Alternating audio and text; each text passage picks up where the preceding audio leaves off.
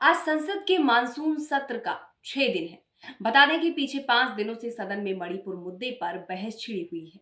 इसी बीच विपक्षी दलों के द्वारा लोकसभा में केंद्र सरकार के खिलाफ अविश्वास प्रस्ताव लाया गया है। लोकसभा स्पीकर ने अविश्वास प्रस्ताव को मंजूरी दी है। लोकसभा में अविश्वास प्रस्ताव पर बहस के लिए स्पीकर तैयार हो गए हैं। बैठक जब भी होगी, 5 बातें तय हैं। एक, प्रधानमंत्री को बहस का जवाब देते समय मणिपुर पर बोलना ही होगा। दूसरी बात, बहस में राहुल गांधी की कमी खलेगी। तीसरी बात, मणिपुर के बहाने मोदी की महिला कल्याण, कानून व्यवस्था और डबल इंजन की सरकार की चुनावी रणनीतियों पर हमला किया जाएगा। 4, विपक्ष को इंडिया के रूप में अपनी सामूहिक ताकत दिखाने का मौका मिलेगा। पांचवी बात, एनडीए और इंडिया अपने अपने चुनावी एजेंडे को पुरजोर तरीके से सामने रखेंगे। इस साल के अंत में होने वाले 5 राज्यों के विधानसभा चुनाव के संदर्भ में पॉलिटिकल पॉइंट स्कोर करने की कोशिश दोनों कांग्रेस और भाजपा करेंगे। पिछले 9 साल के मोदी शासन के कामकाज को सोशल पॉलिटिकल ऑडिट इंडिया सामने रखेगा, जिसके जवाब में मोदी सरकार को हिसाब किताब सामने रखना होगा। विपक्ष को वैसे भी अविश्वास प्रस्ताव लाना ही था। मौजूदा मोदी शासन का ये पहला अविश्वास प्रस्ताव है। पिछला 2018 में लाया गया था, जो गिर गया था। ये भी गिर जाएगा तय है, लेकिन इस बहाने 9 साल के मोदी शासन की सियासी चीरफाड़ होनी भी जरूरी है। जानकारों का कहना है कि हो सकता है मोदी विधानसभा चुनाव के साथ लोकसभा चुनाव भी करवाने की घोषणा कर चौंका दे।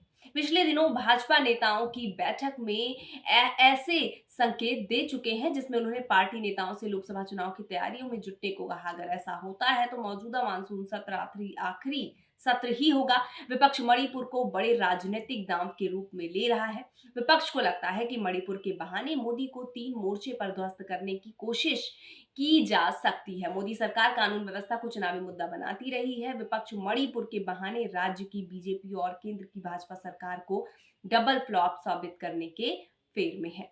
मणिपुर समीपवर्ती जिला है और मोदी सरकार सीमा प्रहरी के रूप में खुद को पेश करती रही है, लेकिन मणिपुर के बहाने मोदी सरकार के राष्ट्रवाद का खोखला साबित करने का विपक्ष का के पास अच्छा मौका है। इसके अलावा मोदी चुनाव में डबल इंजन का फॉर्मूला पेश करते हैं। सबसे बड़ी बात है कि अविश्वास प्रस्ताव में पूरा विपक्ष मणिपुर की घटना पर बोलेगा और जाहिर है प्रधानमंत्री को भी अपने जवाब में मणिपुर पर सरकार का रुख सामने होगा। हो सकता है सरकार के जवाब में जवाब कम और पूर्व की कांग्रेस सरकारों के मणिपुर में हुई नस्लीय घटनाओं पर जिक्र ज्यादा हो, लेकिन जनता की जुबान पर मणिपुर को चढ़ाए रखना जरूरी है। अगर मोदी बोलते हैं कि इससे अपनी जीत के रूप में लेंगे और अगर मोदी चुप रहते हैं तो ये गोलमोल कर जाते हैं, तो मणिपुर जनता अदालत में पहुंच जाएगा।